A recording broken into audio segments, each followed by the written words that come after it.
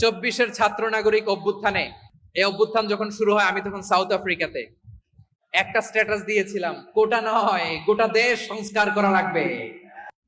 আমাদের অনেকে আছে উপকার করার পরে আর খেয়াল থাকে না, খাওয়ার পরে গলা দিয়ে নামলে আর খেয়াল থাকে না। আইনগতভাবে দিতে হবে, এখানে ইমোশনের কোনো জায়গা নাই। সংবিধানের বাইরে গেলেও মানবেন, আর এক অংশ বাইরে গেলে মানবেন না, না মানলে দুইটাই না মানেন। আমরা সুপার পাওয়ার, আমাদের আন্ডারে থাকবে এটাও না, তাহলে তোমাদেরকে তো আমরা বিশ্বাস করতে পারি না। কখন না কখন বিশ্বাসঘাতকতা করো, কার সাথে মিলে হাত মিলাও। চব্বিশের ছাত্র নাগরিক অভ্যুত্থানে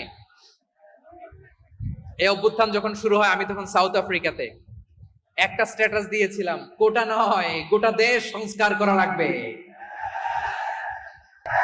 ওই সমস্ত দুর্বৃত্তদের সাথে আমাদের কোনো সম্পর্ক নাই। আমরা যদি ঐক্যবদ্ধ থাকতে পারি, ওই দুর্বৃত্তরা চান্স পাবে না। আমরা ঐক্যবদ্ধ